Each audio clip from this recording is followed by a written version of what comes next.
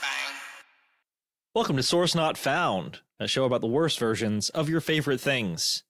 Every other week, we talk about an IP, franchise, or fandom solely through their side projects, spin-offs, and sequels. Basically, anything except for the source material. I'm Woodall. Bo Woodall. Asshole. And I'm Brandon June. And holy brass knuckles, Batman. I think I might have just caused the band Bush to break up. Wow. So good. All right. Nice. God, this week we're talking about the 2005 movie Constantine, starring Keanu Reeves, based on the Hellblazer comic book from Vertigo and DC Comics. Not because this is a comic book month, but because we want to talk about magic. Right, and we shouldn't be talking about the comic books that much because, as they say in the film, it's not like the books. It's not like the books, John. John, it's not like the books. It really isn't. It's not even remotely. Brandon, what's your experience with magic? Either like up close Magic. or in movies, or I don't really have a lot of experience with magic, really. So the only time I can really remember seeing or having magic done to me up close, back like in my 20s when I was doing a lot of traveling, I stayed at a lot of youth hostels. okay. Yeah, you meet a lot of interesting characters there. I'm end up sure. sharing, Yeah. yeah, especially if you're like me, like spending as little money as possible and ending up in like the room with 8 bunk beds, and it's just a cluster of humanity. Sure. I mean, I've seen the Eli Roth movie. Yeah. Oh yeah, thankfully a little less. Although with some of those snorers, it can be a little torturous. I was gonna say less torture porn, more, close up magic. I guess snorcher porn. Jesus Christ. Anyway, when I was staying in Beijing, when I was living in China, I traveled up to Beijing, and it was when I had first gotten into this hostel, and I'm like unpacking my bags, and there was a dude, and I can't remember his name. I'm just going to call him Chris because he looked like he was trying to emulate Chris Angel. We can also, he's mind freak. Yeah, got it. Yeah, he was mind freaking. I come in, and I'm the only white guy, like foreigner. It's I was with my buddy, and the benefit of that is we were able to stay at a lot of like Chinese only hostels that like cater to, because a lot of the lodging in China, they don't allow foreigners to stay there a lot of times. I remember even one time, like when I was sort of blindly backpacking around, just like taking trains to the next destination, not like making reservations. I ended up in a town that didn't have any hotels that allowed foreigners to stay in it. Like when I was way out west. Wow. All right. Yeah, you get into some weird situations there. Anyway, so it's an old Chinese room, and so this guy's like doing magic, and he like, I don't know. I walk in the door, and he's just like, sorry, I hate to interrupt, but so you're saying you're calling him Chris because he reminded you of Chris Angel, but he was also Chinese. Yeah. His dream, he was telling me that his dream was to make it to America and like get to California and do magic there. Like, was he wearing the leathers and the belts and like the eyeliner? He was and wearing like hair, and he more like looked like a scene kid in like the mid-aughts. Oh, okay, like cool. Like so he emo, like a little emo bit scene like kid. Pete Wentz or something like that. Yeah.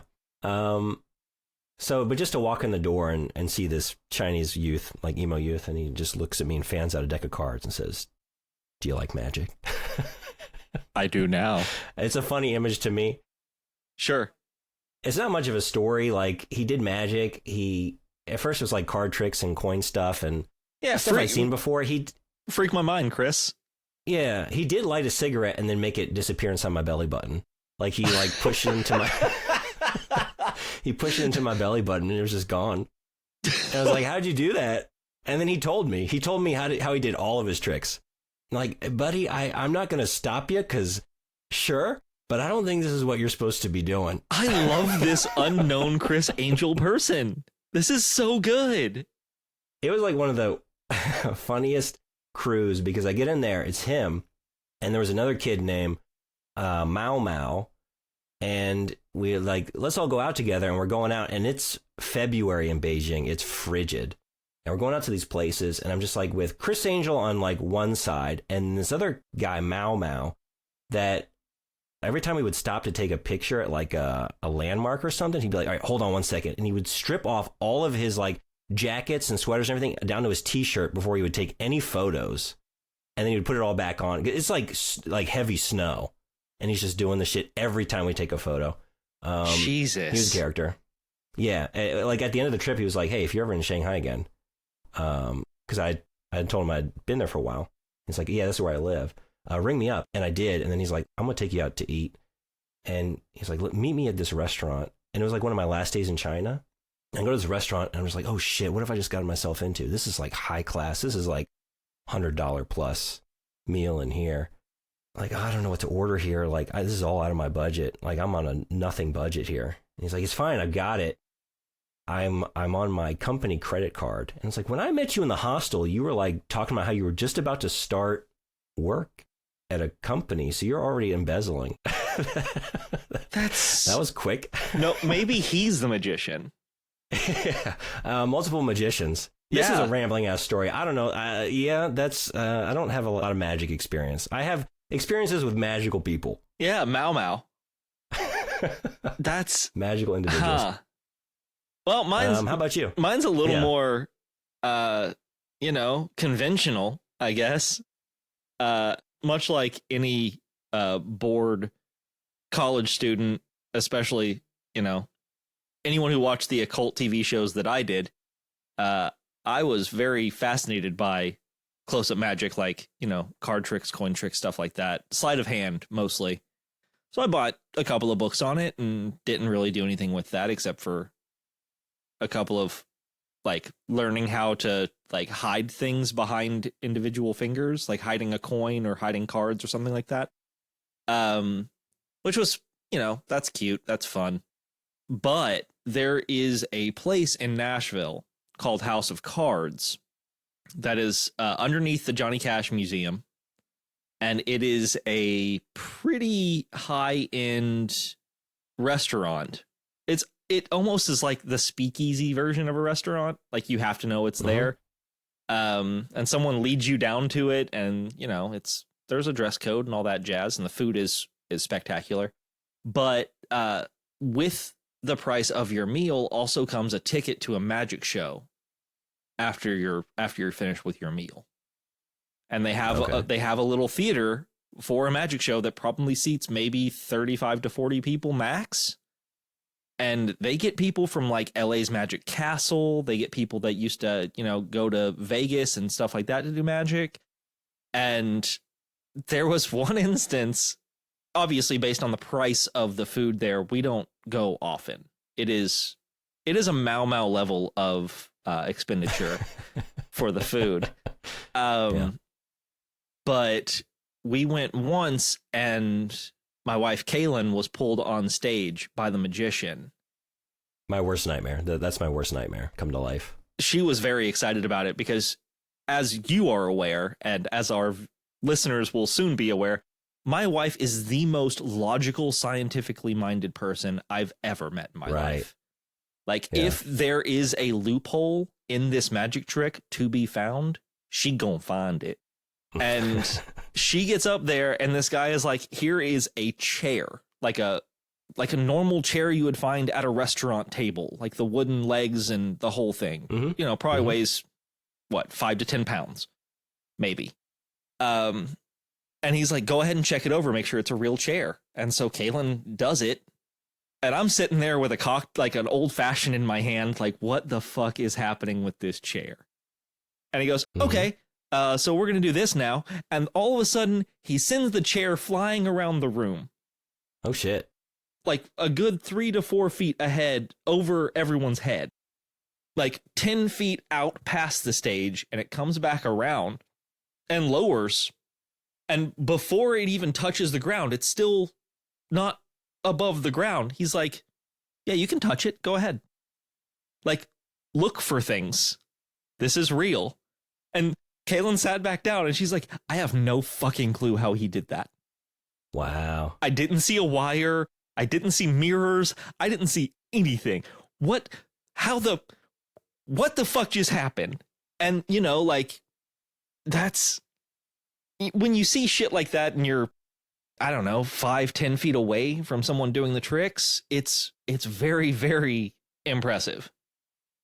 I mean, that sounds pretty neat, but if you're really trying to impress me, you got to put that chair on my belly button. Yeah, and make it disappear, especially if it's on fire. No, that sounds very cool. Do you have any favorite magicians? Like, did you watch a lot of magic growing up? Not really. I mean, like, my mom and my dad were fond of stage performers. It didn't matter what they were doing. Like, whether it was magic, comedy, stunts, you know, whatever. If they were on stage doing something that they couldn't do, like my parents could not do, my parents were down to clown. Yeah. So, I mean, like, you know, I had seen performances by like David Copperfield, David Blaine, a lot of Davids, Siegfried and Roy, the Mind Freak himself, you know, stuff like that. And sure, but I mean, it didn't really blow me away. Like, yes, the magic is cool, but I was also in the process of reading comic books and watching things like Supernatural and studying the occult and, you know, like trying to understand what the entire conceit behind magic was. And when you learn that sleight of hand and magic in general is basically just misdirection and quick, like light fingers, quick handwork. Right. Like it kind of, even as a kid, it kind of takes you out of that, you know, like when you see someone actually palm something or like make a ball disappear by putting it in their pocket. Or, you know, like you see the trick they do by tearing up a newspaper and then putting it back together again. And you see how that works. It's like finding out that Santa Claus isn't real. Yeah. Which, spoilers, gang. Don't say it. Don't say it. I did not. Some of them might not know yet. I know. I didn't say it. You don't want to be the one to, yeah. But it does. The magic part of it isn't the magic. It's the innocence behind the magic, or the ignorance behind the magic. For me, at least, I think. Like, not knowing how the trick works is more fun for me than thinking the trick is real magic. Like, I would rather try to solve that puzzle than be told this person can actually pull a nickel from the ether. Yeah, I'm with you. It's not something I ever really got into, other than my personal favorite magician, which is Joe Bluth, of course. Sure. But, yeah, of course. I mean, God damn it. When you make the Bluth Company yacht disappear like that, I mean, yeah. Mind blown, right? Yeah. You mean mind freaked? But yeah, mind freaked. Yeah. But it's one of those things like, but then when you see it live, like a situation like you're talking about, you know, like, yeah. Oh man, it can astound you, and that's very cool. It's very fun. Close-up magic for me, even though you know what it is, it's like watching anyone be exceptional at what they do. It's like watching a professional athlete compete, or right. Yeah. Like watching a professional dance troupe perform. Like, there is that level of expertise and practice that goes into this. Speaking of, yeah. You said you dabbled in like coin tricks. Yeah. Did you learn how to, like Balthazar, sort of I still do. Flip that coin between your digits? I still do. Yeah. Every now and again, because Jack Sparrow does it too in Pirates of the Caribbean. It's very cool. Yeah, like running a coin over your knuckles. I struggle bringing them back. I can run a coin from index to pinky really, really easily. But bringing it back from pinky to index is still a struggle. For a while, I could do it back and forth, no problem. But I'm out of practice. That's a neat little trick. I love that in my villains. I love a villain to be dexterous and to be doing something, you know, whether it's Balthazar, like we're talking about, or maybe David Bowie in Labyrinth, sort of juggling in one hand the like the crystal balls. Yeah. The what is that? Fushigi? Is that what contact juggling? Oh, maybe. I don't even know. I know that word is like a Japanese word for like wonderment or. Yeah, fushigi is contact juggling, where you like make the balls run along your arms and hands and then juggle them back and forth. Oh, yeah. Right. It was even more. I'm remembering all that now. I haven't watched it in a while. More involved than I was even remembering. Yeah. Fushigi's sounds neat. pretty buck wild with those things. Yeah, it is. So should we get into it? Wow. Oh, sorry. We got into. Jeez, this is a very like the magician we're talking about today. Yeah. The magician we're talking about today is John He's not really a magician, though, is he? No, and especially in this iteration of him, he's treated more like a noir sort of private eye archetype. You know what I mean? Like he's the occult James Bond. He has a boatload of occult gadgets, a lot of swagger, and a $300 shirt. I think it was 200. Was it 200? I don't remember. I remember I made a note of it as I was watching because I was looking at a shirt like that white shirt was $200. Dude, you can get one of those at Target for like $24. It's great. I was thinking like, why? It doesn't really square with his character, really. But I just wrote next to that note, Johnny Cage would be proud. Yeah, he would. So, as we get into the story, or before we get into the story, Constantine was released February 18, 2005. That's normally a pretty slow time of year for movies. Just to give you a rundown of the top 4 for Constantine's opening weekend, because I didn't go further than that, because as soon as I hit 5 and it was a movie that was 36 weeks old, I was like, well, we're not going to deal with this. Constantine was number 1 its opening weekend with $11 million earned. Underneath that was Hitch, starring Will Smith. It had been out a week at that point. And then the next 2 in line, just to give you an idea of how slow of a cinematic week this was Because of Winn-Dixie at $3 million earned, and Son of the Mask with $2 million earned. Wow. It was a real slow week in movie world. Budget for this one. Go ahead. No, I'm remembering that at some point when I was teaching 4th grade, I taught Because of Winn-Dixie, and I cannot recall what that book was actually about. And I assume spent a whole unit teaching it. Is it about a wagon? It's a dog. It's a dog story, I think. Oh, I think it's a lovable scamp getting into. Maybe. Fuck me. I don't know. It's gone. For some reason, I feel like I should see the movie, I guess. I feel like a Winn-Dixie is like I know it's a grocery store. It definitely was at some point. Are those still around? I don't even know. That and Piggly Wiggly have gone the way of the dodo. Maybe. God, what are we doing here? We don't even know what Because of Winn-Dixie is. We made the right choice that weekend. We saw Constantine. I actually did. I did. I saw this in the theater. I did too. Budget was around $100 million. So 2005, $100 million. That's not exorbitant, but it's certainly not, an indie film or anything like that. DC and the production companies put a little bit of faith in this one. I mean, there are a lot of special effects, and it's to watch a movie from this time now, like things are always going to be dated. But I was trying to think, like in 2005, I think it looked pretty good. I think it looked. I mean, most of it. I think it looked great for even now. There are a lot of parts of it that hold up really well. Effects, I would agree, and costuming wise, makeup, which I will definitely on that side of it. Sure. I will have something to say about that.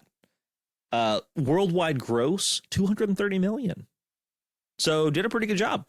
Not bad, not bad.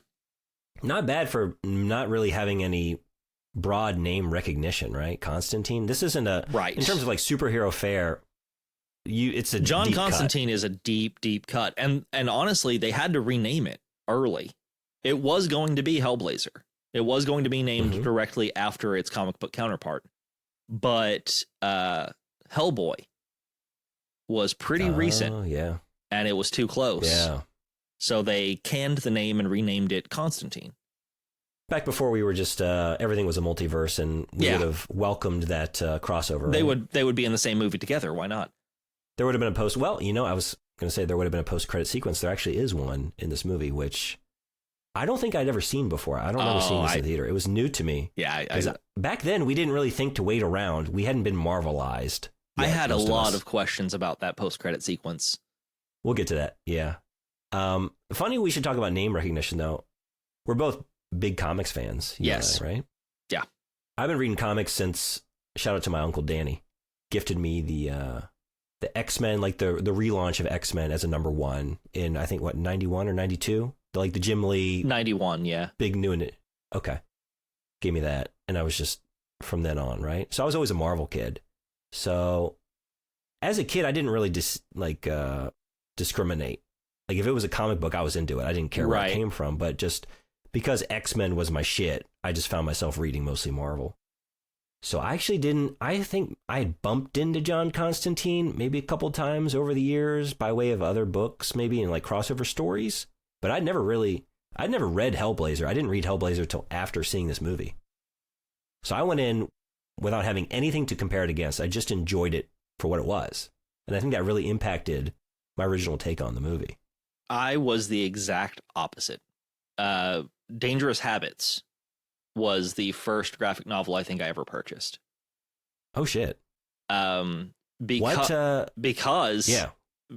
I actually had I had an instructor either in high school or very early in college who said that the writing done in Dangerous Habits was some of his favorite writing he's ever read, including novels. And I was like, well, obviously I have to check this out. I've been reading comic books since I was like 5 years old. Like, I think my first comic books were like, what, Batman versus Aliens or something like that. Yeah. That and like some of the early Spider-Man stuff with Secret Wars. But so I picked up Dangerous Habits and I read that and was like, oh my God, this is what a graphic novel can be. This is why they call them graphic novels. And then I just started devouring every Hellblazer comic I could find. And so I don't know, this came out in 2005. So I was probably, 70 issues deep, 80 issues deep into Hellblazer before I saw this. So had a pretty good grasp on the character. So what was your initial take, like, in terms of, were you disappointed as a fan seeing all the differences, or did you just enjoy the movie for what it was? So I have one big objection for this movie at the end. There are a lot of things that you can be upset about with this film. Like I get fan like upheaval and like the fact that the way they portray John Constantine as an American versus as an Englishman, as kind of a noir detective as opposed to a quick talking con man, is very anti its source. But I have to look at the film. I mean, even before we talk about the fact that we're talking about the film separate from its source, I have to look at the film as a standalone. Like, if this film did not have the sticker that says based on the comic book Hellblazer, I would only recognize the fact that the names were the same.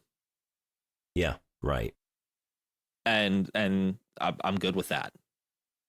There isn't a whole lot that they really actually brought over, right? It's just Chaz. Well, I mean, there are some characters brought over from the. I meant in terms of like the qualities, like the characteristics of John Constantine as a character. Oh yeah, like he's a wisecracking, chain smoking asshole. So we have the assholery, and he's just the smoking. Americanized version of it as opposed to English. And like made way more stoic, right? Yeah. And even that, like those qualities, like, those could easily just be of the sort of homage to noir. right? As an art form, as a genre. This movie has a lot of noir to it, which honestly I think it benefits from. Definitely. So let's start with how it starts, which kind of goes against what you would expect noir to start with. Or do you? Because you do start with a pretty big MacGuffin. Yeah. Right? Like, you're introduced to two Hispanic men who are looking for, I mean, you don't know. You aren't given long to think about it because immediately one of the men, his foot crushes through a crate, and he finds a Nazi flag that has wrapped a spearhead, which you already know because of the opening text crawl is the Spear of Longinus, or the Spear of Destiny. Yeah, they always call it the Spear of Destiny in this. Right, that's just me being pedantic. Yeah. But man, as soon as that happens though, like, I'm like, okay, cool, we have the Grail. We have an object that is going to be the focus of this movie. And that's not necessarily the case. But as soon as he gets that spear, he gets fucking housed by a car. And it's a really, really cool, like, effect. It gets you. It gets you every time. Every time I see it, it surprises me.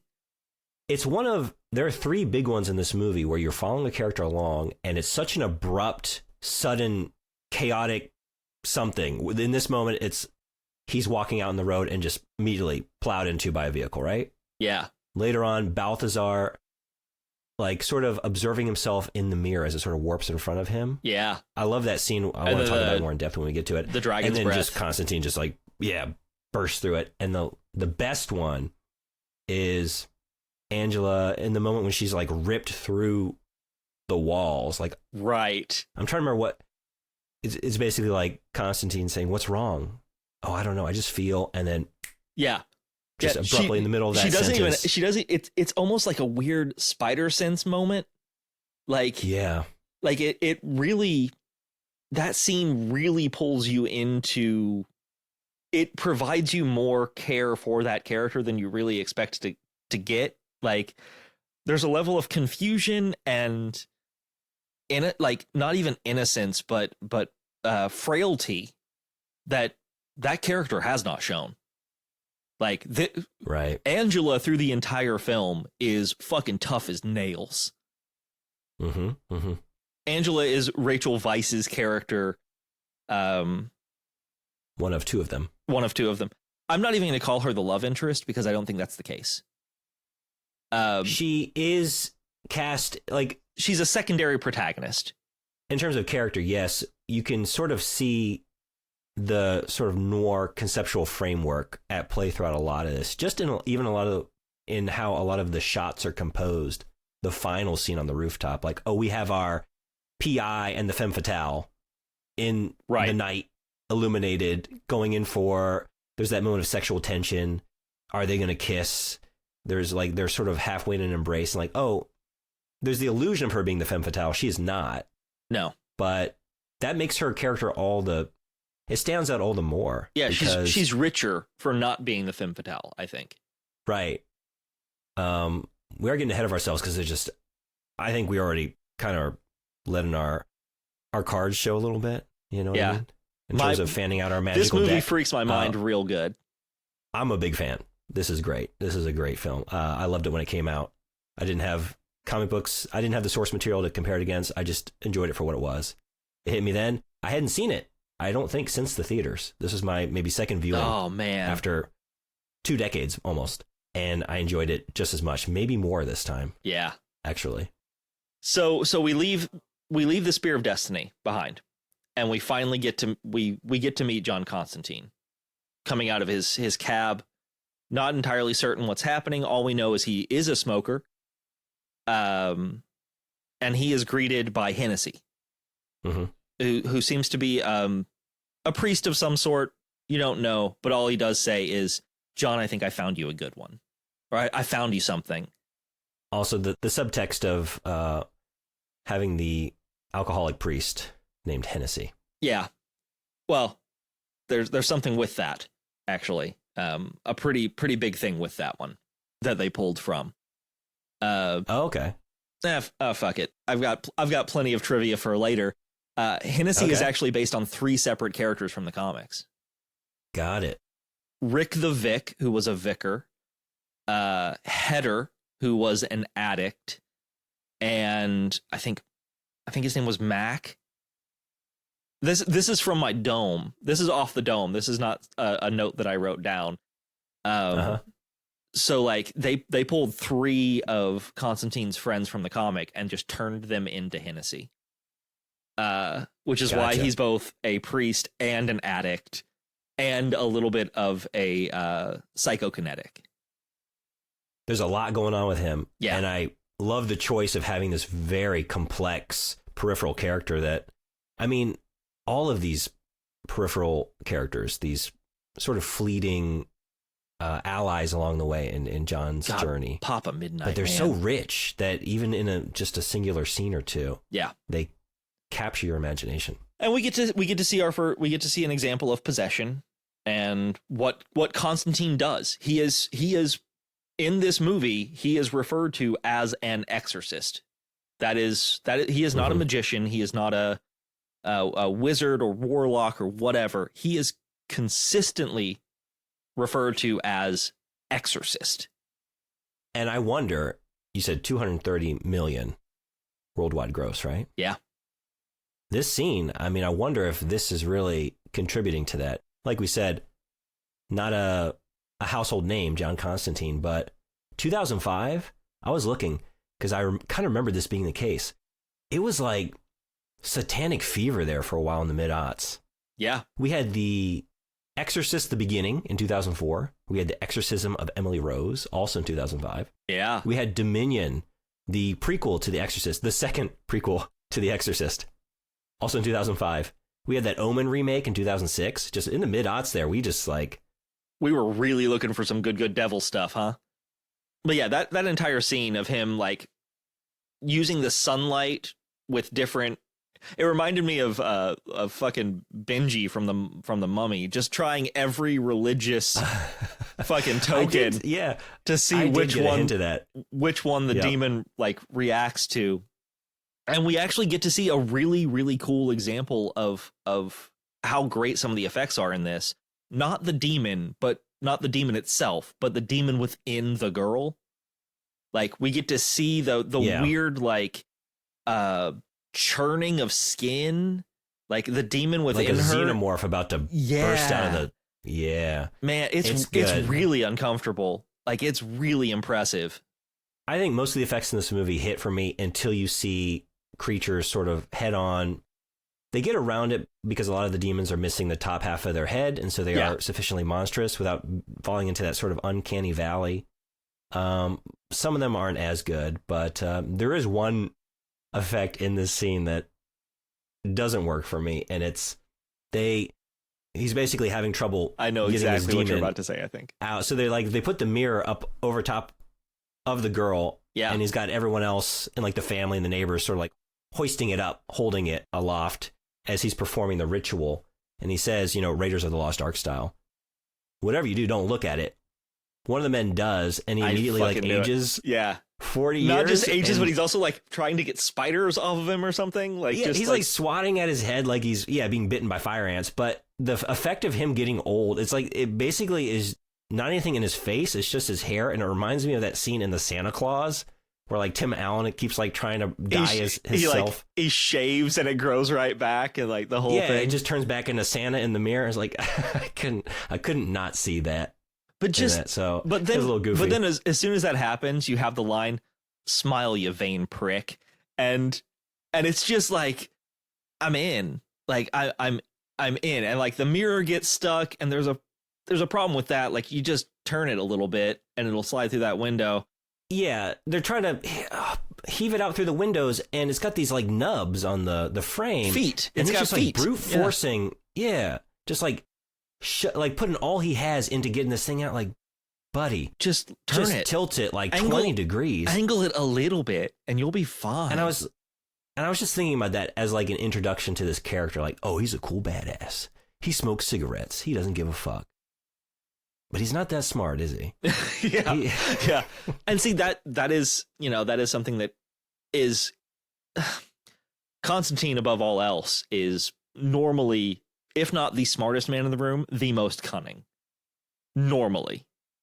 Yeah. And it's sort of like this iteration of Constantine. Like, he's very stoic. He doesn't say a lot. And a lot of times you want that to project like, oh, this character is hiding a lot of wisdom, but doesn't share it. Right. Unless they have to, right? They're not always showing all their cards. But for him, it's just like, he's kind of a bimbo. Maybe he doesn't know what to say. And then there are times he does offer these like brilliant either jokes or moments of pretty deep wisdom. I guess since we're on the point, Keanu as John Constantine. We've talked about the differences between the source character and like this conception of the character, but as a performance, how do you feel about Keanu Reeves? Ugh. So we got enough, folks. We got enough. I actually very much enjoy this performance. Okay. I shouldn't. Like, I see the problems with this. Like, if I am one to consider myself a Hellblazer fan, which I very much am, I see why I should hate this movie and the portrayal of John Constantine. But the fact of the matter is, I see this as a different Constantine. Like, yeah, and that is really what I'm asking about. And I'm good with that. I love it. Okay. I am very happy with pulling the sticker that says based on the comic book Hellblazer off this movie and enjoying it as it is, separate from the existence of a Constantine comic book. Yeah, that's what I mean, I guess, coming at it from that angle, not even considering the source. This conception of Constantine, how do you feel that Keanu does? Because I kind of go back, like, I'm not judging it against what it could be, just what it is, what it's going for, and then how Keanu maybe achieves or doesn't achieve that. Because I don't come at Keanu Reeves from any place other than I can't help but be a fan, even though when I think about some specific performances, I go back and forth, like, I'm not really crazy about that one, but overall, like, I can't help but love the guy. Yeah. You know, he's just got... I am very hard pressed to not love Keanu Reeves. Ever since I was as a kid, I mean, fucking Bill and Ted, man. Like, right. Even in The Matrix, like, everyone talks about how Keanu Reeves is just like the whoa guy. And no, I've seen him be very comedic. I've seen him, work with a lot of Point Break, for Christ's sake. Like, I've seen him work with stuff that is not just The Matrix whoa. And yeah, Parenthood is another one where I think he's very funny. Yeah. And I think in this instance, he is given a character that fits his personality, fits his characterization well. Like, he is offering moments of deep introspection and wisdom. And there are other times where he is an absolute fucking jackass when it comes to a punchline. And then there are other times where he's completely stoic. Like, I think he plays the character that he is expected to be well. I don't think that's necessarily what, a lot of people wanted from the character of John Constantine. But I think this iteration is well done by him. I think I mostly agree. It's a performance I want to like because, especially now, like post John Wick. Yeah. And also, man, his character in Cyberpunk 2077. Just in recent years, I've come back around. Like, I loved The Matrix as a kid, so I've always kind of been on Keanu's side, even when I've watched something and maybe felt less crazy about what he was doing on screen. The Lake House, sure. Well, I haven't seen that one, but I'm aware of it. But yeah, for this one, sometimes I feel like he's pulling it off perfectly. Like, he's got the little bit of the sass and like the sort of gleeful nihilism, the sort of staring death in the face and just, he's got the anger about a situation, but with courage and sort of the thing that got me this time watching it, and the reason I will fight for this character, I think, is when he's walking out of the church after talking to Gabriel. Mm-hmm. And it starts raining, and he's standing right next to Rachel Weisz before they even know who they are to one another. And he's like, he looks up and he says, he has a hell of a sense of humor. And then he puts a cigarette in his mouth and tries to light, and the rain won't let it light. And he just closes his lighter and puts it in his pocket. And he goes, punchlines are killer, and walks away. And I'm like, without lighting a cigarette, knowing that the rain is happening, knowing that he just talked to someone who's telling him he's going to go to hell because he's dying because of his cigarettes. And just his response is, he's got a hell of a sense of humor and the punchlines are killer. And walks away miserable. And I'm just like, Christ, that's good. There are moments like that. He sells the misery. Just him in his apartment, just drinking himself into some sort of solace, finding like the spider crawling across his table. And I just, wrote that down. Capturing it in a glass. The spider scene, yeah. Just blowing smoke into it just to watch it sort of die in front of him. Welcome to my world. Yeah, there are moments like that. There are also moments like when he has these sort of sudden coughing fits.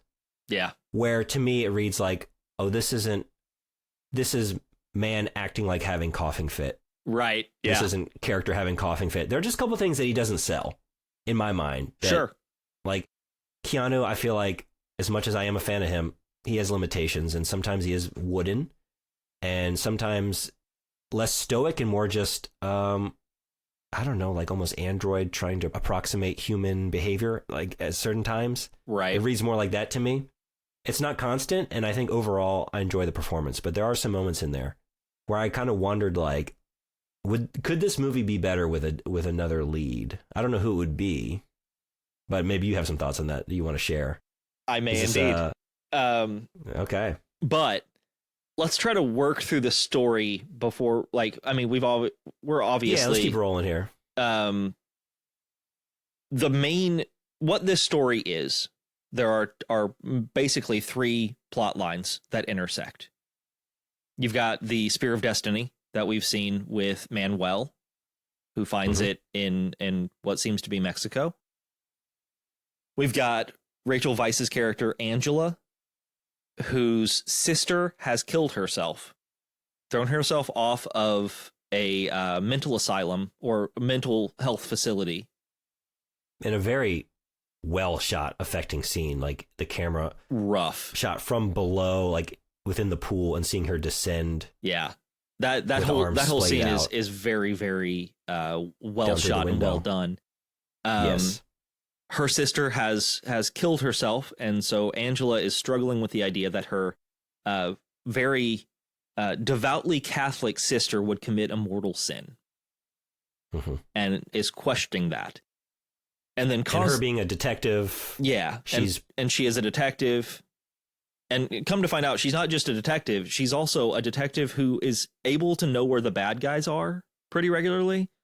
Like she goes to confession and says that, like most police officers draw their gun once every 3 years, but she just seems to always find the worst and put them down, sort of thing. Come to find out, her and her sister are both psychics. Yeah.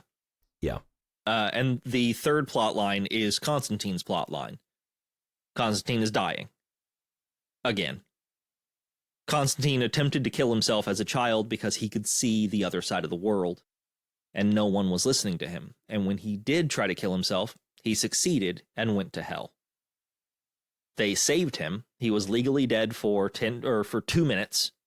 And he said 2 minutes in hell is a lifetime because time stops. And the setup to that is very good because you're getting the flashbacks of him as a child, sort of echoes of like The Sixth Sense of this poor kid being on a bus and seeing like terrifying undead humanoid creatures sitting beside him, like jump scaring him from the seat behind him on the bus. What that would do to a a child. And for me, it's even more affecting after, like he does all of these flashbacks, but then later when Angela says that she wants to get her gift back and he's willing to help her, his response is, when you see them, they see you forever. Yeah. And so you know that in those flashbacks, that's not a child seeing things that just like seeing, things that go bump in the night. No, those are real things that he saw that also saw him as a threat, as something that they could see. And man, that is affecting. Yes. But because he is dying now, because of his smoking, he has very severe lung cancer. And because he tried to kill himself, it's still a mortal sin. Because of the life he took, he will be going to hell again. And he knows that's where he's going. And one of the things he's been doing since he was a kid and is basically trying to buy his way into heaven by cleaning up the riffraff. If a half-breed demon or whatever breaks the rules, he deports them back to hell. And that to go to that, there is one other aspect to the story, which is just the overall cosmology of this world, which is our earthly realm is sort of a Cold War style, like a proxy war between God and the devil. There's a détente. They've got a wager going. Yeah. They cannot directly intervene in our realm. Half-breeds working on their behalf can sort of influence and manipulate human behavior to a certain degree in the hopes of amassing more souls for their side. Right. And, we have some half-breeds that kind of show up. Balthazar, played by Gavin Rossdale, of all fucking people, is...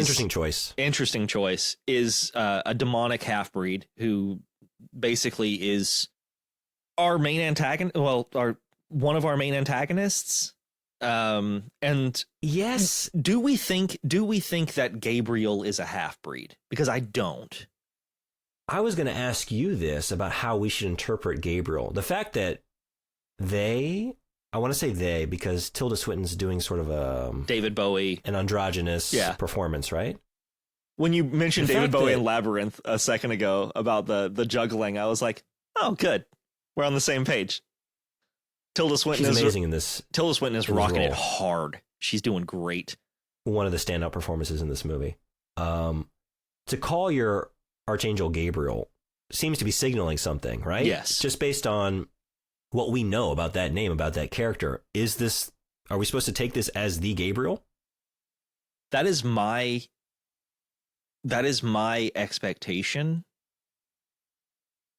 Mostly because they attempt to smite the devil. Right. Like that's not a half-breed move, Like right. Well, and the sort of turn when you find out Gabriel has been manipulating events to allow the son of the devil to come into our earthly realm in the hopes of, basically Gabriel gives this sort of ending monologue, humankind, you are given this gift of forgiveness. You are allowed to perform almost any transgression, and as long as you repent at the end of it, you are brought back into God's graces. It's not fair. You're not worthy of it. I believe in you. I believe in humanity because I've seen the heights that you can ascend to. You are capable of such nobility. There's an appreciation for humanity as well from Gabriel. But the whole I will bring you fear. I will bring you terror. In the hopes that you will overcome those things and really earn God's what love. God has given to you. Yeah. You most of you don't deserve it. I know that you are all capable of ascending to this, of achieving this. I'm going to bring it out of all of you by bringing you hell. Yeah. Basically. And that is when you think about the character of Gabriel and the role that Gabriel performs for God, it makes sense.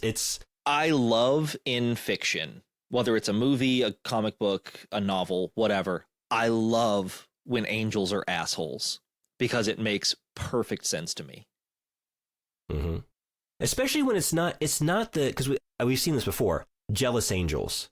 Yeah. It's not just jealousy. There is that appreciation for humanity, that recognition of our worth within it that I think makes it stand out, that makes it work, and doesn't make it feel just another 100%. cliched asshole angel. Very well done. I don't see like a disingenuous or like I don't see this as like a way to make the character fit. Instead, it is a character that fits into the story itself. So there's a lot going on here, and I think you brought up Balthazar as the antagonist. When I initially saw this movie, like I said, I really enjoyed it. But at the end of it, I did feel sort of that it was a bit anticlimactic. Right. I don't really feel that way on a second viewing. I appreciate this movie and what it's doing. But at the time, I guess we talked about people seeming to fit certain roles, right? Oh, we have Rachel Weisz, Angela, in this sort of femme fatale spot. She's not performing that role, but she's there. Sure. We have Balthazar in the antagonist role. Come to find out, he is not much of a threat. He's nothing. He is not much of a... He doesn't play a big role in any of the various narrative threads. The battle scene with him is over very quick. It's not... He is an absolute chump. Right, and with him gone, we do have Gabriel step in momentarily. There are these momentary obstacles and events for Constantine to face, but there really isn't a big bad in the traditional sense. There's not this climactic... I respectfully disagree. Conflict. I think the big bad is Christianity. Well, okay, no, that is exactly what I'm saying. When I say in the traditional sense... Oh, got it. A figure, someone in a role that is manipulating all the events, that gives the final bad guy monologue, and that Constantine has to fight, and there's 10 minutes of shooting and like a shootout behind corners, and then maybe they run out of ammo and there's like fisticuffs, that kind of shit that I was expecting to have, and I'm glad it's not that. It was so much more cerebral than that. Yeah. But I would be lying if I didn't say, like, seeing it for the first time and expecting that and not having that. Maybe it's just because we are sort of conditioned to get that in so much of our big Hollywood blockbusters, right? Sure. You can walk away sort of feeling like, I felt like there would be more at the end there. Right. And I think that might have also contributed to the, like, generally negative response, not just from Hellblazer fans, but just from moviegoers. Like, what was this? It was slow. Nothing really added up to that much. They weren't expecting this real slow burn, more understated exploration of it being in between these worlds, right? I don't know. Like, I could see where that was maybe like the first once or twice that I watched it. But like looking at it now, it is well paced. It is a fast fucking watch. Yeah, I agree. It really moves, but it doesn't move the same way that like a John Wick does. Or, you know, like it looks like it's supposed to be an action movie of a man against hell. Yes. But instead, it comes up, it's much more of like a film noir movie of a man against the entire concept of what belief is and what it means to be damned, and what the expectation of being a savior or being noble actually is. Like, there's depth. I totally agree. That shouldn't necessarily, like, a lot of people probably ignore. Yeah. No, I agree. And when I say slow burn, that's not a criticism, but I do think, I think it moves, and at no point am I not entertained by it. But it is a very, especially comparing it against other films of the genre, and just even most other modern films, there's a slowness, there's a stillness to it that I so much appreciate. There's just time for these characters to be existing. There's time for Constantine to be drinking alone in his apartment. Yeah. There's time for them to be standing alone in the rain at the curb. There are quiet conversations between just a couple characters. There are a lot of, I love the look of the city, by the way. It reminds me of like sort of gritty 70s. It's dirty. It's dirty. There are a lot of like mustard yellows and like sun bleached, like burnt red oranges. You know, it's like that. You usually get it in like New York films of that era. a lot of wood interiors, a lot of just like dilapidated, rundown interior environments. Like Seven was another movie that I think did that very well. Yeah, same like, thing. There are a lot of depopulated areas, right? There's not a lot of like city noise. They find places within the city to stage these scenes. Well, you also have a lot of moments, and I can think of two very, very good ones that I enjoy a lot. One is when Constantine tries to figure out if Isabel actually killed herself. So he goes to hell to find out.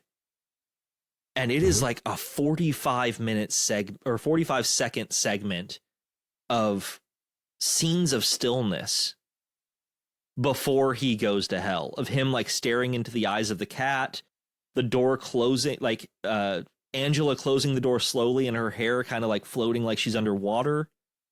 And like there is a patience to how that is shot and how that is put on screen that is very, very cool.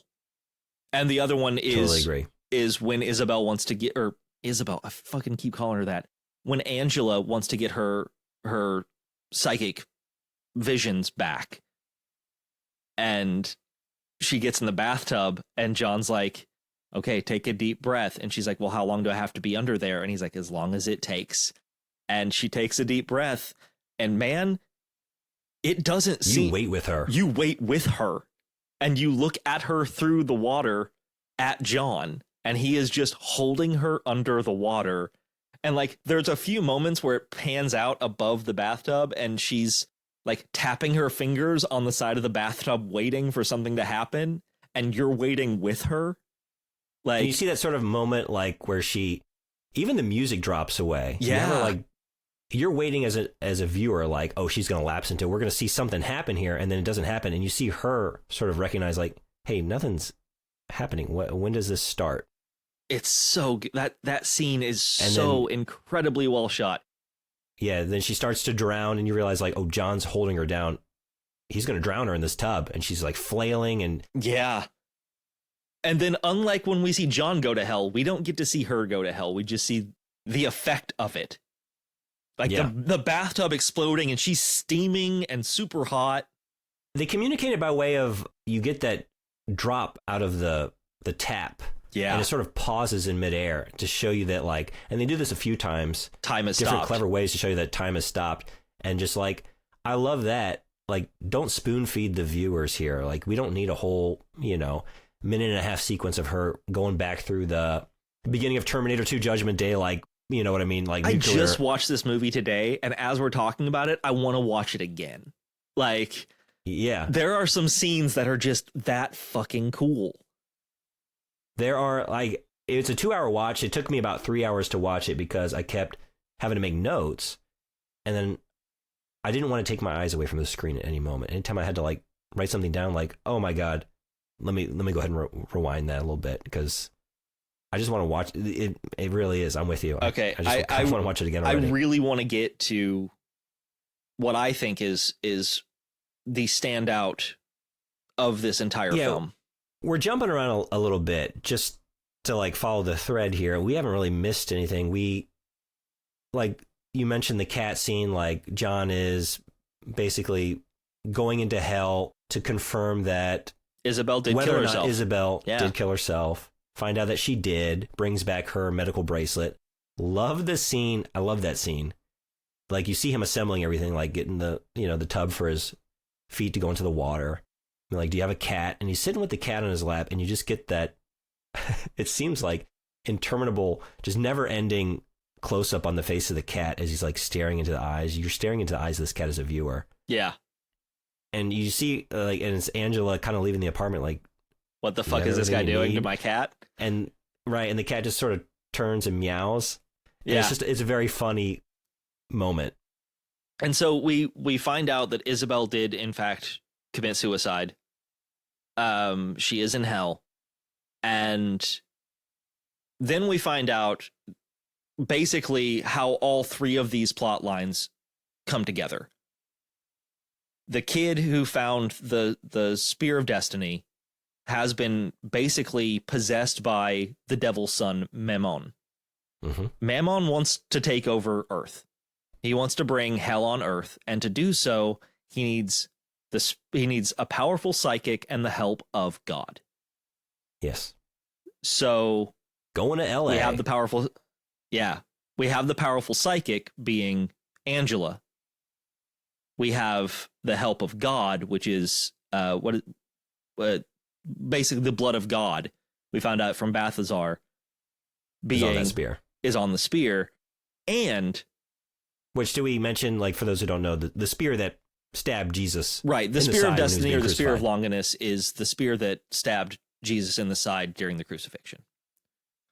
And with the spear, we also have Gabriel, who wants to, like we said, bring hell on earth so that humanity earns God's love. So as this character homes in on Angela, increasingly she is besieged by half-breeds, creatures from hell. Not even all half-breeds. Sometimes they're just straight up fucking demons. Right. That's the thing. Constantine starts encountering, like, soldier demons. What are these doing coming into our plane? Like, these are not normal half-breeds. And their connection, he starts to now be involved in her storyline and sort of helping to attack, and I don't want to say protect her because she's such an offensive force on her own. Right. But with his gifts and his experience, right, bringing that to their partnership. And you get to meet, we talked about Hennessy. You also get Papa Midnight. You get Papa Midnight. Also, it's funny to, like, have the echoes of other Keanu films in this one, right? Like the Continental in John Wick is very similar to Papa Midnight's. Yeah. Which I didn't remember. You have this sort of you have this secret speakeasy underground bar that is membership only, that you have to have certain abilities to even get into. You have to come down the steps and the bouncer, like, holds up a card and you have to basically read his mind and tell him what he's looking at. But a place for those on both sides of this proxy war to congregate. The rule being, it is completely neutral ground. There is no action from either side. There's no fighting or anything like that to be happening on the grounds. Not allowed on the grounds. And Jimon Honsu is so fucking good as Papa Midnight. He is good. Yes. I believe that's how you pronounce his name, but I'm probably fucking it up. But Papa Midnight is maybe in this movie for 4 minutes total and is incredible. Gabriel, Midnight, when we get to Satan, God. That's exactly what I'm trying. That's what I want. Save the best for last, really. These peripheral characters, that's the thing, that's the strength of this movie, right? It doesn't matter if it doesn't hit all of the beats of a traditional narrative, because the journey and those beings that Constantine comes into contact with are so interesting and have so much depth to them that they don't show everything about themselves. They keep you wondering as a viewer, right? Definitely. And it's so good. But even Constantine's got his other buddy that supplies him, sort of like the James, we talked about James Bond, his own Q character. Yeah, Beeman. Nestled it back behind the bowling alley. The machinery of the bowling alley. Yeah. Why bowling alleys, with, like, them both being, because Constantine's above the bowling alley, right? Yeah. Why bowling alleys? I don't know if there's some metaphor there that I didn't pick up on, but just, like, populated with cool characters. Yeah, I very much agree. And speaking of cool characters, Angela gets kidnapped, brought to Memon in the same place where her sister died. And Gabriel shows up after killing Shia LaBeouf, which we've barely even talked about. The thing is, there isn't much to say, which is such a smart choice. You have the sidekick character that could, I remember feeling this way, like, when you first meet him, because he is in the first scene he's, like, manning the car during the exorcism. And I'm like, I was never into Shia LaBeouf, really. Yeah, no, I'm good. So when he showed up, like, oh man, are we going to have, like, a grating sidekick? But he's really, like, a non-presence. Like, he comes in. He's there when he needs to be, and that's it. Yeah. He's really a vehicle to bring some dimension to John Constantine and help humanize Constantine as a character. Yep. He's not just the stoic asshole. He is serving as a mentor for this kid, even if he is, like, very withholding in his praise. Sure. I mean, he doesn't praise the kid until the kid fucking dies in front of him. Yeah. You know, it's like, now you finally tell him good job. But once the kid dies, Constantine basically uses magic.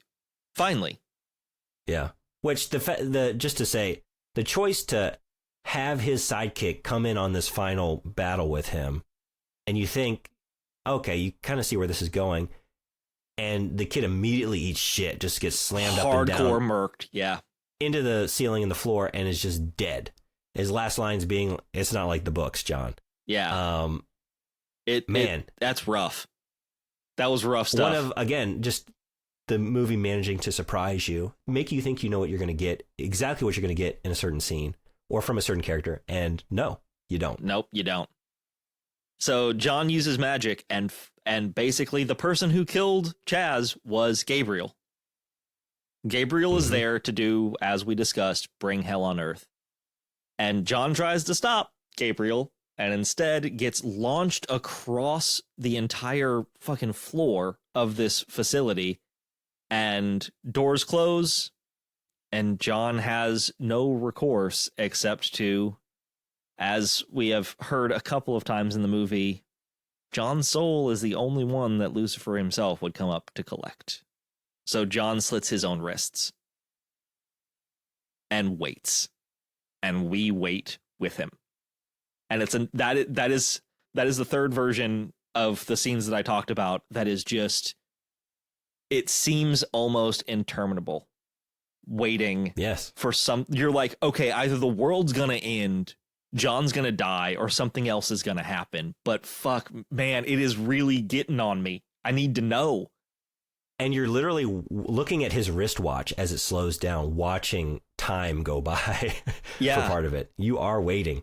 And that's what I meant before. Like, this movie makes choices like that again and again that I can't think of other superhero fare that would choose to go that route. Yeah. Right? To slow down to that extent. It's a brilliant choice. It's a brilliant choice to just have the savior of the movie, in a matter of speaking, the solution to this primary conflict be the devil. Yeah. I cannot stop the devil's son from breaking into our world. So I'm going to use this aspect of myself, me being the one soul that sent so many half-breeds packing back to hell, that the devil hates me and is so ready to just sink his claws into me and tear me apart when I get down to hell finally, that he's coming up here himself to get me. And calling him up is going to be the solution to our problem. A brilliant. Yeah, it's very, very That's good. Some brilliant writing. That is such a satisfying narrative, like, conclusion here. And Peter Stormare showing up. Oh my God. Maybe one of my favorite performances. My favorite devil. I can't think of a devil that compares. He shows up here. White suit, no shoes, and tar on his feet. And it's not just tar, it's like boiling pitch that drips down from his feet. And he's this like giddy, cruel, but also very manipulative. And like, he commands the room the way you would expect the devil to do so. And just, John, the red delights I have planned for you. And then he just like claps his hands together like a school child, just so excited. It's so brilliant because it's so playful in that way, but it doesn't go overboard. It's restrained because he doesn't at any point appear like too giddy or too silly. He's and terrifying. There's that constant he is scary. He is the frightening dimension because he's got shark eyes. Shark eyes. He does the imitation of a smile. He does this little like it always reminds me of like the Heath Ledger Joker, like these sort of like facial tics. He's got this like very devilish smirk where his lips curl up, but the rest of his face stays vacant. It's just mouth smiling. It's so creepy. Dude, when in the middle of phrases. When Constantine says, I heard your kid's a chip off the old block, he's in the other room with Gabriel and the Spear of Destiny, and the smile stays, but his face dies. Like, his eyes all of a sudden are filled with a level of malice that is just incredible. Oh man! Right before that, when John asks, like, "How's the family?" He's like alluding to it. He's building up to busy. Like, your son's here. The family's fine. Busy. And he does this sort of inhuman neck extension out, like forward, with like jutting his chin out with this like nasally snarl. It is like it's the strangest like set of mannerisms I've ever seen. He's making so many wild ass like choices and coming like, up body movements coming right up to John's face with this like this rat. And you're like, yeah, is this where he eats him? Like, because that would not surprise me if this character just ripped out John Constantine's throat. Like, I don't know what this character is going to do. And that is terrifying. So, Peter Stormare, fucking give that man an Oscar or what? No, just say he is the best performance of a devil I think I've ever seen. He's the devil. Yep. Peter Stormare as Satan, as Lucifer, stops the whole thing. Sends his son packing, turns Gabriel mortal, and comes back and asks John what's he want. You want an extension? And John's response is, the sister. Let her go home. And so Isabel, with the... God, Peter Stormare like rolls his eyes back in his head and just done, and grabs John by the foot and starts dragging his ass to hell. John has committed a noble sacrifice. He sacrificed his soul to save someone's soul who deserves to go to heaven. And so John has been saved. So starts to get taken to heaven and just flips off Lucifer as he goes. You get the whistling, the gleeful whistling as he's dragging John along, and then it's just like the tiles start breaking, like he can't be pulled any further. John, but he just starts like caving to the floor, like, oh, there's some massive force, preventing this. And and just the whole, no, you will live. You'll live long enough to know that your soul belongs with me. And Peter Stormare like reaches his hands into John's like lungs, I guess, and pulls all the tumors out. It's he's already like all tarred up, like we said with the pitch, and just like coming right off the heels of that moment of, oh, this is the ending of the movie. John ascends to heaven. He made it. Yeah, he did. He's going up, flipping off Satan on the way up. Just so funny. And then that's again a surprise. I didn't see it coming. I remember in the theaters, just like Satan grabbing him by the torso, just the like whole digging in you his will hands. live, and you and I both know you're gonna fuck up, and I'll be seeing you soon. Like, God, that is so, man, it's rough. And it is, and it's so good because that is immediately followed up. So John goes back into the other room, into the room with the pool, and Gabriel's there because Satan had just blown her away, like the force of that power ripped the wings away and removed their angelhood, right? Yeah. Made them mortal, made them human. And I mean, Peter Stormare, but the fact that performance that all-time performance can be followed up with an equally unsettling Tilda Swinton coming out of the pool, handing John his own, which we didn't talk about, the fucking badass like assault shotgun with the cross on the, oh my God, with like, and the flamethrower shells on top that are cast from melted down like golden crucifixes. Yeah, man, it's fucking cool. Hands him the weapon and turns it on themselves. Don't you want to get revenge? And there's like this gleeful like cast me down, manipulative John. Yeah, don't you want to do it? And she's like this beaming, ear to ear. It's creepy. It is very, and then he just punches them in the mouth and goes, it's called pain. Get used to it. And walks away. And Tilda Swinton, yes, I don't know if this is a choice or if it was a direction. Either way, it's fucking brilliant. She just back into the water. Like, there's no leaving like stage left or anything. Just backing back into the pool. Like, well.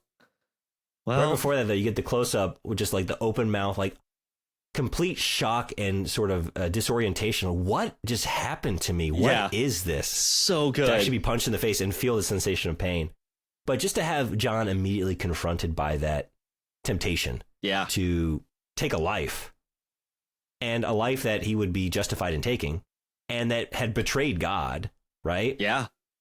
And it sets up like, whether this story ends here or there's a sequel or whatever, like, oh, there has been growth. Genuinely, there's been growth, but also like, genuinely, I don't know, like, there is going to be a lot of this in his life. Like, is he actually going to continue to stay above it all? Because there are going to be moments that are really going to test him. He's already being tested here. And that makes this ending very interesting, because it's a happy one, all things said, right? He lives, he gets a life extension, he seems to be on the track to heaven, he's back in God's good graces, but there's a lot left up in the air. So this is where it comes to the only part of this film that I don't like. Okay. And it's very silly for me to not like it, but I don't. It is at the end when he reaches in his pocket and pulls out a stick of gum. Like, I know why they did it, like anti-smoking propaganda and stuff. But the John Constantine that I know would light a cigarette. Like, as soon as the devil pulled his tumors out, he would light a cigarette and say, like, if I fucked them up whenever they were given to me by God, why would I not fuck them up when you fixed them?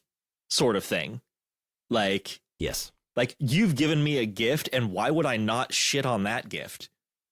Like, right.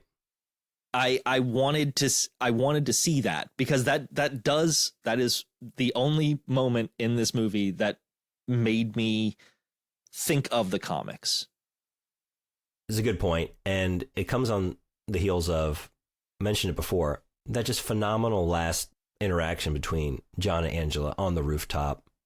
Peak noir vibes in the night, like, the conflict is over, maybe I'll see you around, maybe you will. Are we going in for the kiss? We're close, and nope. She's walking away. Like, defying expectations. Yeah, although a lot of noirs do sort of end up this way, right? Just like, whether I'm thinking of like Chinatown. Yeah, right? sure. Just by way of, I don't know. I don't need to spoil it.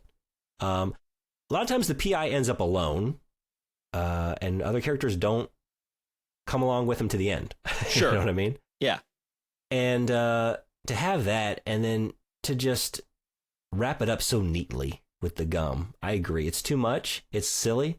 And it could easily be left open-ended, right? Like, it could be just as easy for him to just be there on the rooftop, like, what I would always do in a situation like that?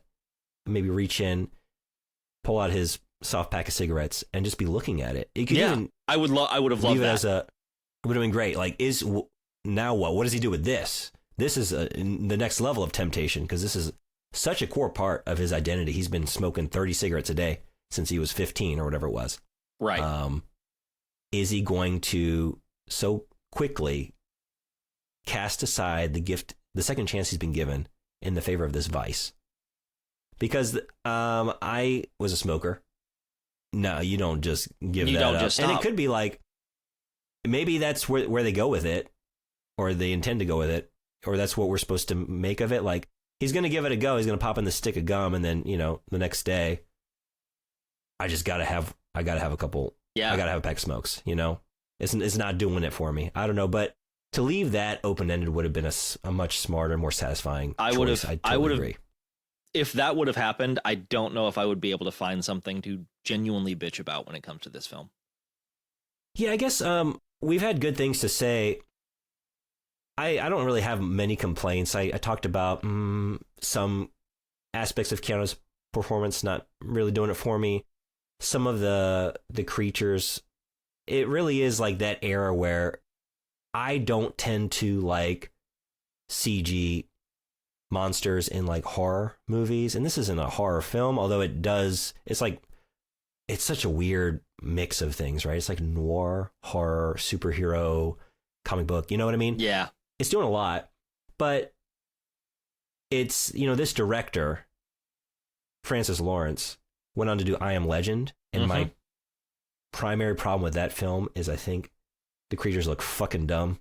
Yeah. And every time we get a close up on them, I just am so removed from the reality of the film because it really is in that uncanny valley, and there's just nothing to make me feel a sense of terror or even just like tension because I'm just looking at these fake ass things like clambering over stuff, you know? Sure. And you get a little bit of that here. Like I said, they get around it with how they cut off everything above like the lower jaw on some of these demons.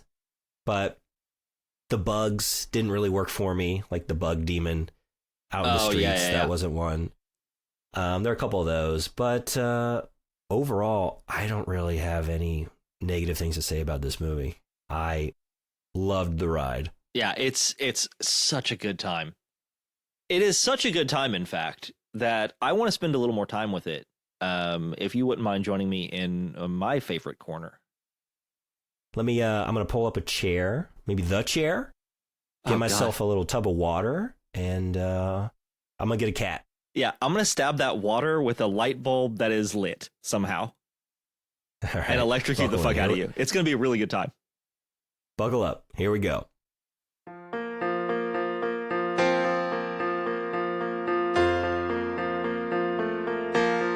I know stuff. Hi, everybody. Welcome to Bo's Trivia Corner. It's going to be a good one this time. This is some wild stuff. So I'm going to start. I'm going to start with my something that you mentioned earlier about casting, about how maybe there could be a different protagonist. There was a different actor cast as Constantine initially. Nicolas Cage. I love the Keanu Reeves performance. It's so good. I have no complaints. Can you? No, I mean, that would have been interesting, but can you imagine that? Oh man, it would be buck wild. Though. Yeah, it could be. It kind of depends on which Cage you're getting. It would have been interesting either way. But you know what? It's so funny. It's so funny you say that because at a certain point in this movie, when I felt like the character should have been emoting more, I was suddenly reminded of Mandy for some reason and how Nicolas Cage responds to the sudden death and trauma in that movie of seeing a certain character burned alive and how he just like breaks into his own bathroom and is like desperately searching for alcohol and just like howling and screaming and just like. Right. And I just thought about like having that. It almost crossed my mind to have like Nicolas Cage in the role, I guess, on like a sort of subconscious level. The fact that I was thinking about, what if we had like something like that in this movie as opposed to what we get? So it would have made for a very different Constantine. There was also a different director attached at the time. Okay. And when the director left, Nick Cage also left. And then it was replaced with what we have now. So a couple of little baby things before I get into the bigger ones. The cloth that he sets on fire to make all the demons go away. In the deleted scene, you find out that that's actually part of Moses's burial shroud. Huh. Just thought that was cute. That's cool. The tattoo he has to summon, like, into the light I command thee, to get Gabriel to show up after they kill Chaz. Like when he locks his two forearms together. Yeah, he makes a single tattoo out of it. That is the sign of sulfur of the Philosopher's Stone. It's the perfect red king, is what the tattoo is intended to be. It's an old school like John Dee level philosopher occult alchemical symbol. Oh wow. Okay. Wild shit. I just thought it was really interesting. Yeah. They actually had to build a life-size replica of Rachel Weisz, so that they didn't do like the whole filming in different ways. When she looks down at her sister, that's just a life-size replica of her that they built. Interesting. Okay. Last small one. When Lucifer breaks the glass door to go and stop Gabriel. Yeah. If you watch it closely, a glass crown forms over his head. Like, it's just very cool. It's just a silly, really neat, very fast, like, visual effect they did to make this jagged crown appear over his head for less than a second. We kind of rolled through that, but man, that's so good. Him breaking back into the area where his son is. And just time has stopped and he's walking through all this glass, broken glass suspended in the air. Such a cool effect. So speaking of Stormare as Lucifer, that's all him. Peter Stormare is a devout Christian. He's very serious about his religion. He took that role if they let him be his version of Lucifer. That is the way he sees Lucifer. He designed the costume. Really? Yes. Initially, Lucifer was going to wear no shirt, like a lot of like belt and leather pants. And look more like a scene, like a kind of tortured scene, and have like tattoos all over his chest and neck and stuff. Peter Stormare got the role and designed all of Lucifer top to bottom, including like his mannerisms and how he spoke and the tar on the feet with the white suit and the neck tattoos. That's all Peter Stormare. Is that not fucking so cool? God, it's so cool. Awesome. I had kind of assumed most of the performance would have been him, but didn't assume that much. That to find out that the costuming was him. Costume design, yeah. Like, that is just his vision of what a Lucifer would be. So this one is a little more serious. So sorry for taking it to a serious place for a second. But in the 1980s, the Catholic Church actually dropped the ban on burials for people who committed suicide. Suicide is not considered an unforgivable sin, nor does it necessarily mean that they lost their salvation in the Catholic Church because of like the growing understanding of mental illness, depression, and how that can affect people without treatment, and even sometimes with treatment. So it was no longer seen as an unforgivable mortal sin like they portray it in the film. Yeah, I guess that is a sort of driving conflict at the outset, right? Well, to sort of for have Angela, not just Isabel, but also Constantine. Well, what I mean is, you could have the church forgive it, but not God. Right. Constantine's issues with the big man himself. Yeah. Right. Whereas Angela's conflict is with the church of her sister not getting the burial she thinks she deserves. But Constantine also is told by Gabriel, the reason you're going to hell is because of the life you took. But that's what I mean.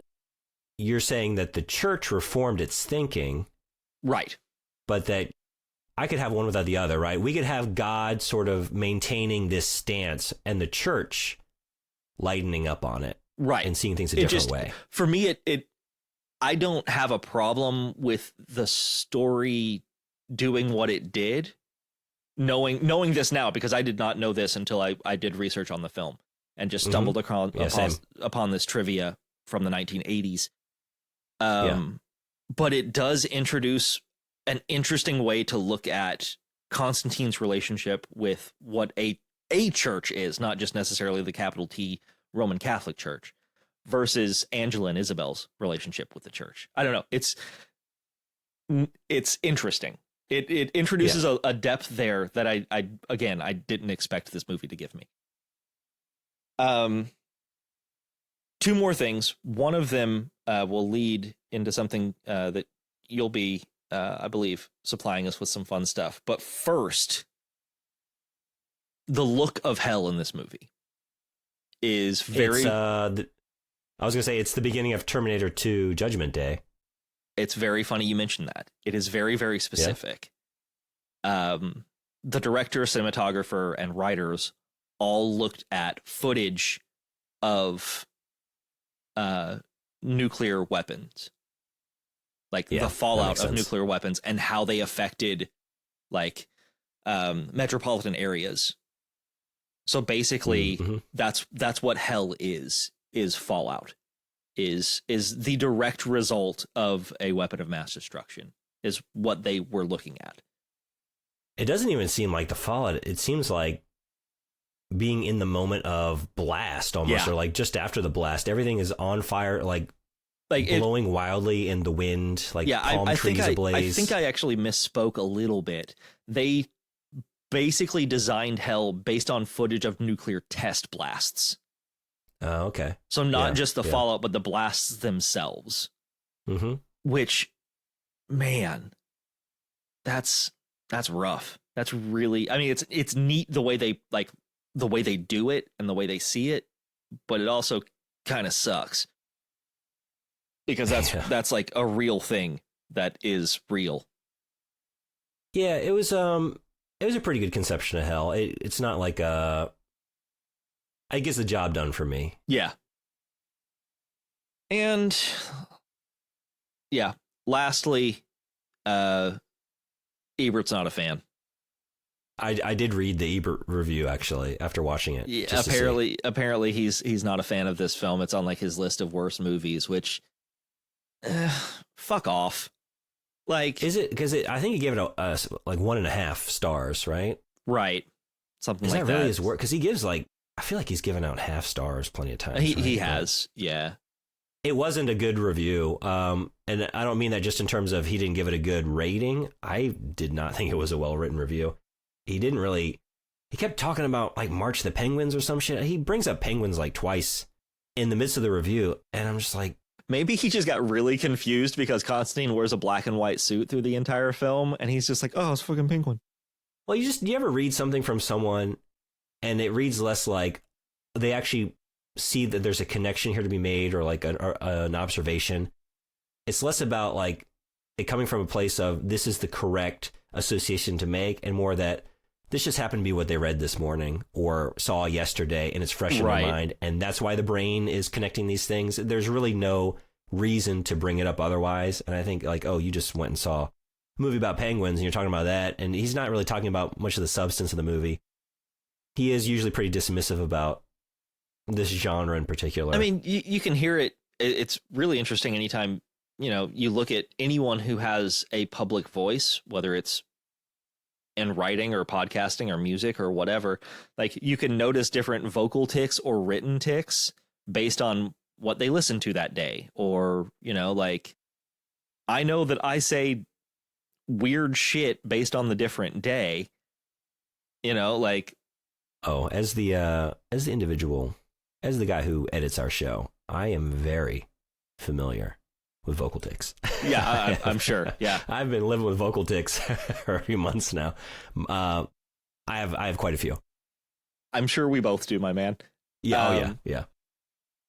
But yeah, that's all of our trivia, I think. I mean, there are some other things involving like some costuming and. For anyone who's a fan of the TV show Face Off, where they did like, costume design and makeup design and stuff like that. Oh, I've seen that once or twice. Yeah. Yeah. 2 of the judges were head makeup and costume design for this movie. Okay. That's there. But I gave you the ones that the Peter Stormare one, man, is just that's such a good time for me. Well, it's funny you ended with reviews there, because I haven't done this in a while, but I went down the IMDb rabbit hole. Oh, God in heaven. Again. I don't really have any... This one wasn't... I didn't find any gems. No, like, unintentional, like, free verse poetry. Oh, sure. Or any, like, particularly good takes. It was, like, all over the place, really. A lot of 10 out of 10s. A lot of 1 out of 10s, but then equally a lot of like 6s and 7s, and they're in the middle. Sure. Which I think I'd probably give it like an 8. I was a big fan. If I had to rank it on the 10 scale. Oh, by the way, I'm sourcing the fuck out of this movie. I don't know if we said that already. Kind of sourced it already, but I'm going to continue sourcing. It contributed to me being interested in Hellblazer. I did go, after seeing the movie, seek out Hellblazer. So did source it. Really, there's a couple bits from some of these reviews that I just kind of want to ask you about. So the first one I pulled is a 10 out of 10, the most highly anticipated supernatural horror film of my life, from Ivo Cobra 8. This is from 2015, so it's a little... Is that me? Is that me? Did you write this? Maybe. It's a later one. Oh.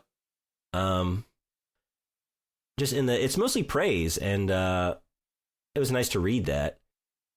They start off Constantine, in my opinion, is an underrated comic book film and one of my favorite anticipated supernatural horror flicks of my life. Keanu Reeves and Rachel Weisz reunite in this flick after 9 years later when they both made together Chain Reaction, 1996, one of my favorite sci-fi action flicks. Anyway, besides End of Days, 1999, with Schwarzenegger in the starring role, Constantine is the only supernatural horror film that I know and like. After just watching this film, I must say it is far away a million times better than the overrated The Exorcist, 1973, that everyone highly praises that film. I love this movie to death, and it is my 5th favorite, best Keanu Reeves movie. John Constantine is an iconic character, but I think that Keanu Reeves did impressive acting performance, including way better job than he did in movies he is doing these days. There's like some syntax here where I think it's not just typos, I think maybe not a native English speaker, but just, I wanted to ask you, so this is this reviewer's 5th favorite, best Keanu Reeves movie. Based on what you know about this person, what we've sort of gleaned from this paragraph, what do you think 1 through 4 are?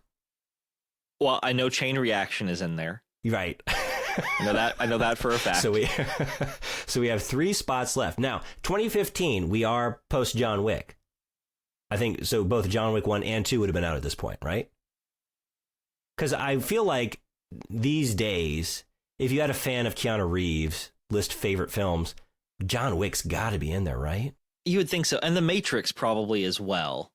Yeah, but this person maybe doesn't. Not the Matrix sequels. Maybe not. This person doesn't.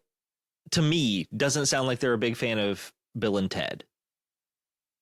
Yeah, I don't see that. But I'm gonna go in no particular order. Right. Chain Reaction, Matrix, John Wick. Maybe like a Johnny Mnemonic or a... I was actually thinking Johnny Mnemonic. Like they like being a little contrarian, right? The overrated The Exorcist. Overrated. They're like the quintessential exorcism film, right? Maybe even Point Break.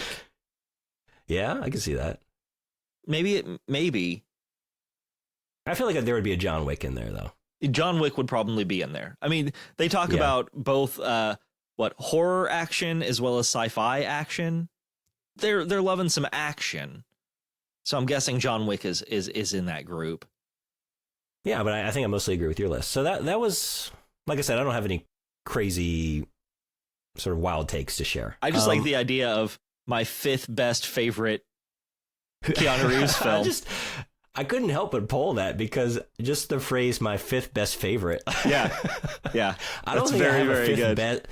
Like if I really put my mind to something and I'm going through like a top 10 or something like that, but that's not something I just pull off like, oh yeah, this is my 5th favorite performance from. No, I don't know if I have a 5th favorite anything off the top of my off the dome. I don't think I have a 5th favorite anything, unless there's 5 of something I love, just 5. Yeah. Well, we started with a high. We're now at 2 out of 10. Terrible film. Definitely not what I expected from Iris of Darkness. I just like the second paragraph in this review. The only good things about this movie are the special effects and Rachel Weisz, who delivered a great performance. Everything else in this movie is utter crap. This movie is just like Catwoman. A huge buzz about it, and then you watch it, and it leaves you wanting more. It does not satisfy you. To which I just have to say, what is the buzz that you were hearing about Catwoman? Because I heard decidedly different buzz. Yeah, I did. All I heard was bad. I didn't. They say there is no bad press. Catwoman has nothing but. I heard bad press. I feel like I heard bad press about Catwoman. Anyway, it sums up: avoid Constantine at all costs. Have to disagree, but I had some fun reading that one. Just the buzz about Catwoman. God. I had to pull this one because it brought up a point that I hadn't considered.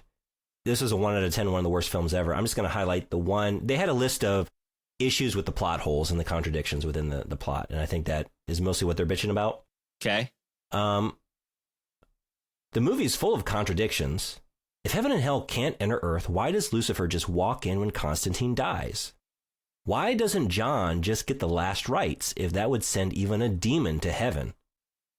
Which, I hadn't thought about that. Well, he talks about that. Like, you have to... What is he... You have to ask for forgiveness to get absolution, is what he tells Balthazar. Right. Because he's about But to what I mean, he's about to deliver the last rites, and he's like, you have to actually believe that you have to actually want forgiveness. which John does. Does he? Well, or does he just want to go to heaven? Yeah, I mean, that's a good point. I honestly don't even know if he wants to go to heaven as much as he just doesn't want to go to hell. Yeah, exactly. Because he knows what's waiting for him there. Okay, yeah. I don't tend to get hung up on stuff like that anyway when watching a movie. Like, yeah, me neither.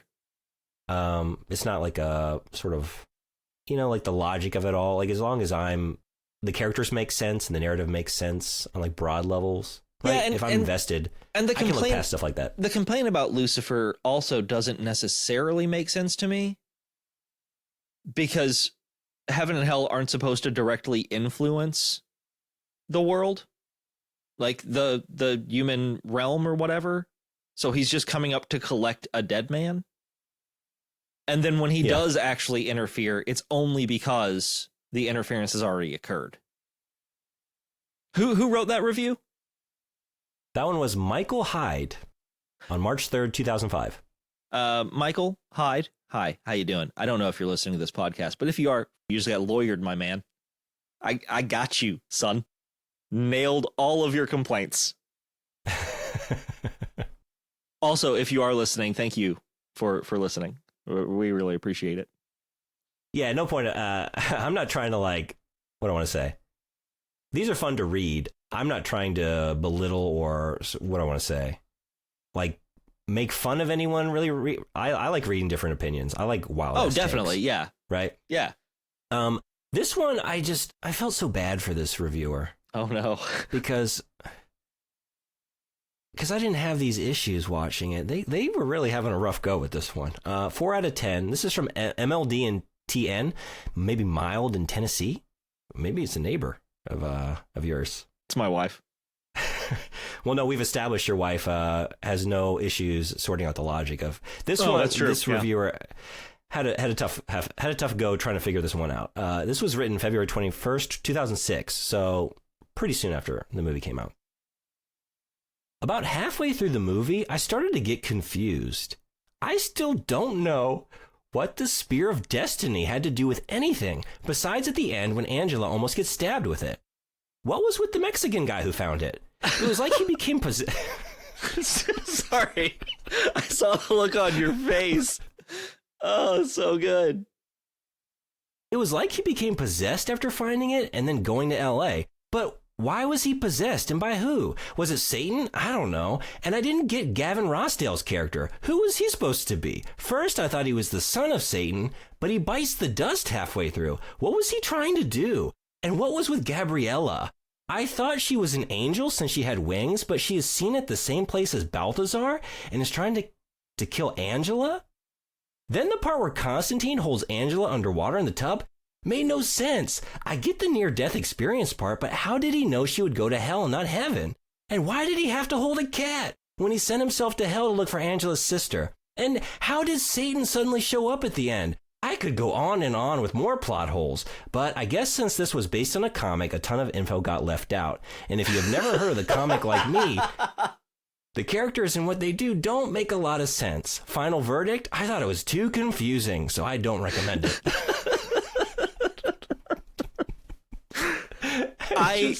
Okay, funnily enough, I am curious about how he knew that Angela would go to hell and not heaven.